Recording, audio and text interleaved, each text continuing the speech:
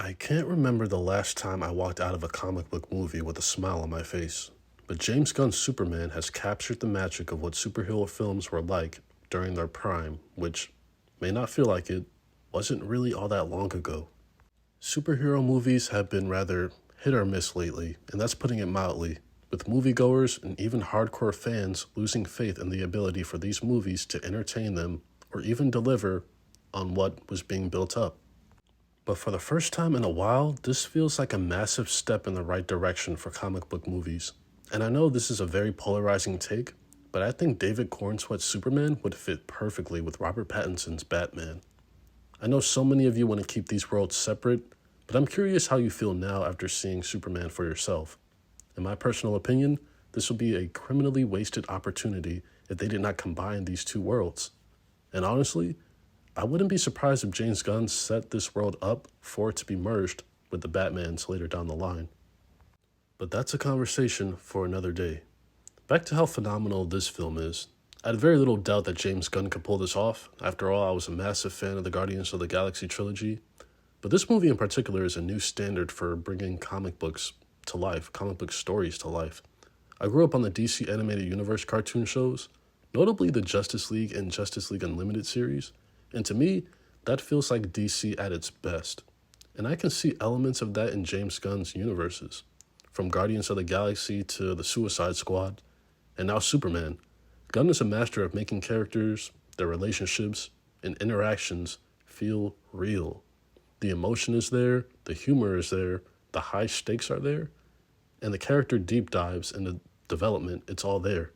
I cannot wait to see David Corenswet return as Superman. This is a very new, very bold, and refreshing take on the character. Yes, this Superman is less stoic than previous iterations, more emotional, and that's intentional because you really connect with this character and root for him right off the bat.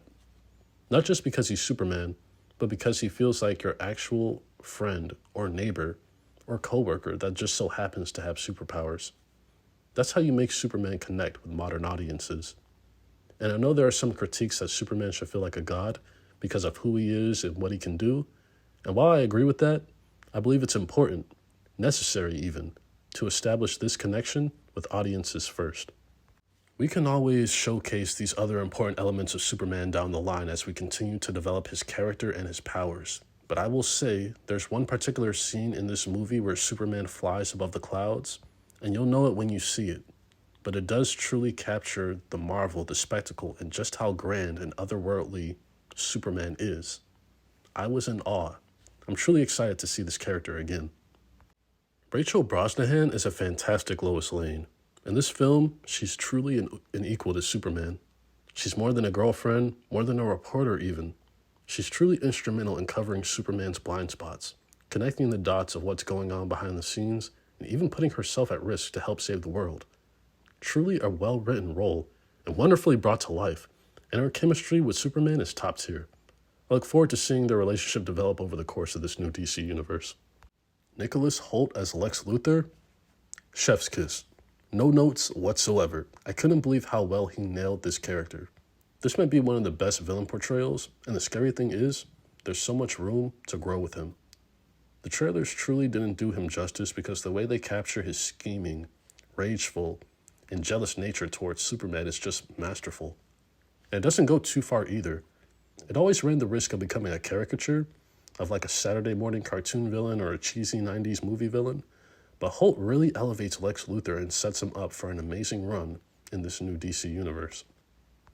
Eddie Gathegi as Mr. Terrific steals every single scene he's in. He may have arguably the best scene in the entire movie, definitely the best action sequence, and it had my jaw on the floor. These types of characters work so well in James Gunn's films. Effective, charismatic, and funny without even trying. And I love how the T-spheres were used in this movie.